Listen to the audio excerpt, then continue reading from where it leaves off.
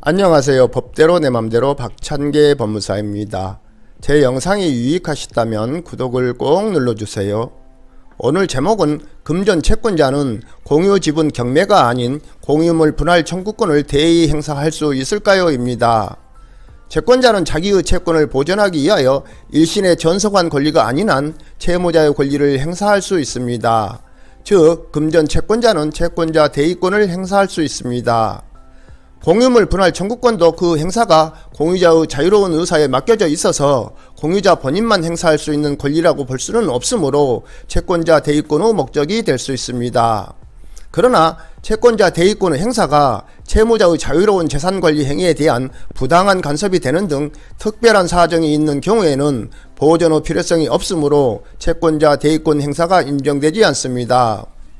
경기도 부천시 옥미동 부천아파트 101동 1005호는 상속재산 협의 분할을 통해 김채무씨가 7분의 1 지분으로 배우자씨가 7분의 6 지분으로 등기가 되어 있었습니다. 상속 당시 이 아파트에는 한일은행을 채권자라 하여 채권 최고액 3억 원의 근저당권이 설정되었고, 이 근저당 채무는 그대로 상속되었습니다. 한편 나 채권씨는 김채무씨를 상대로 대여금 청구 소송에 승소하여 640만원의 대여금 채권 확정 판결문을 가지고 있었는데, 나씨는 이 확정 판결문에 기하여 2017년 2월경 이 아파트 김채무씨 지분 7분의 1에 관하여 강제경매를 신청했는데, 그 최저 매각 가격이 5,900만원이었기 때문에 법원은 무잉여, 즉 남을 가망이 없다는 이유로 기각했습니다. 즉, 한일은행에 대한 근저당 채무와 밀린 세금 등의 합계가 3억 원이었으므로 김채무씨 지분을 경매에 붙일 경우 근저당 채무 등 3억 원으로 인해 최저 매각 가격 5,900만 원은 근저당 채무 등 3억 원을 갚을 수 없고, 나씨는 대여금 640만 원은커녕 한 푼도 배당받을 수 없기 때문에 법원은 경매를 기각했던 것입니다. 이는 부동산에 있는 근저당권 등 채권액과 절차 비용을 공제하고 경매 신청자가 받을 돈이 없다고 인정되면 경매 절차를 취소한다는 민사집행법 제102조 규정과 민법 제368조가 공동 근저당권의 경우에도 적용됨에 따라 김채무씨 공유 지분만을 경매할 경우 그 부동산의 다른 우선하는 부담과 절차 비용, 그리고 한일은행의 근저당권 채권을 갚고 나면 남을 돈이 없게 되어 경매 절차가 취소될 수밖에 없었기 때문입니다. 그러자 나 채권씨는 김채무씨를 대하여 배우자씨를 상대로 부천시 옥미동 부천아파트 101동 1005호를 경매에 붙여 그 대금에서 경매 비용을 공제한 나머지 돈을 김채무씨에게 7분의 1, 배우자씨에게 7분의 6의 비율로 분배하라는 공유물 분할 청구의 소를 제기했습니다.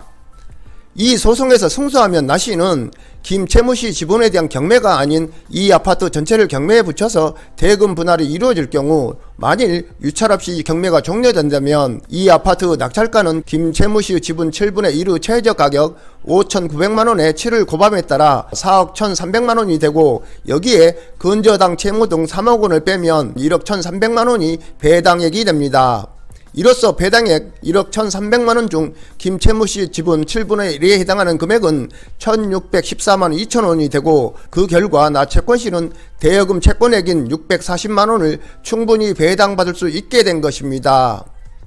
이에 대하여 제1심은 나 채권씨의 청구를 기각했으나 제2심은 나 채권씨는 자신의 금전 채권을 보전하기 위하여 이 아파트에 관한 공유물 분할 청구권을 대의 행사할 수 있다면서 제1심 판결을 취소하고 나씨의 청구를 인용했습니다.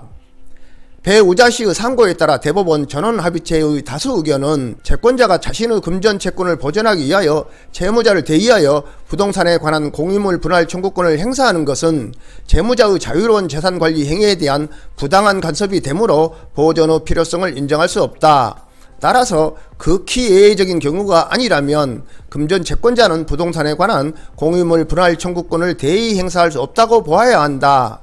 특히 채무자의 공유 지분 경매 대가에서 근저당권의 피담보 채권액 분담액을 변제하고 남을 가망이 있는 경우에도 채권자는 공유물 분할 청구권을 행사할 수 없다고 하면서 항소심 판결을 파기환송했습니다. 그러면서 대법원은 공유물에 근저당권 등 선순위 권리가 있어 남을 가망이 없다는 이유로 민사집행법 제102조에 따라 공유 지분에 대한 경매 절차가 취소된 경우에는 공유자의 금전 채권자는 자신의 채권을 보전하기 위하여 공유자의 공유물 분할 청구권을 대의 행사할 수 있다고 한 대법원 2013-56297 판결을 변경했습니다. 즉 금전 채권자는 채무자의 공유 지분에 관하여 경매를 신청하여 그 경매 대금에서 채권액을 배당받아야 하고, 채무자의 공유 지분에 관한 경매를 통해 남을 가망이 없어 경매 실행이 불가능하더라도 채무자인 공유자를 대의하여 지분이 아닌 공유물 전부를 분할하는 현금 분할을 청구할 수는 없다는 것입니다. 쉽게 설명하면 부부 공동 명의의 아파트가 있는데 남편이 빚을 지게 된 경우 이를 채권자 대의권을 통해 분할하고자 한다면 큰 방은 아내 소유로 작은 방은 남편 소유로 현물 분할하는 것이 사실상 가능할까요? 그렇다면 결국 이 아파트를 경매에 붙여 낙찰된 금액에서 반반으로 나눌 수밖에 없는데, 이 경우 공유자로서 아내는 그 권리를 전혀 행사할 수 없습니다. 즉 공유물 분할 판결에 의한 경매에는 공유자의 우선 매수권을 규정한 민사집행법 제140조 규정이 적용되지 않기 때문입니다. 이 경우 공유자인 아내로서는 유차를 거듭하여 자신에게 분배되는 금액이 적어져도 이를 막을 방법이 없습니다. 즉 채무자의 공유 지분에 대하여 경매가 이루어지는 경우에는 민사집행법 제140조에 따라 다른 공유자들이 재고 매수 신고 가격과 같은 가격으로 채무자의 공유 지분을 우선 매수할 수 있고, 이를 통해서 공유자들 사이의 인적 관계와 공유물에 대한 종전의 사용 관계를 유지할 수 있으나, 공유물 분할로 공유물 전부가 경매되는 경우에는 다른 공유자들이 공유물에 대한 종전 사용 관계를 유지할 수 있는 아무런 수단이 없다는 것입니다.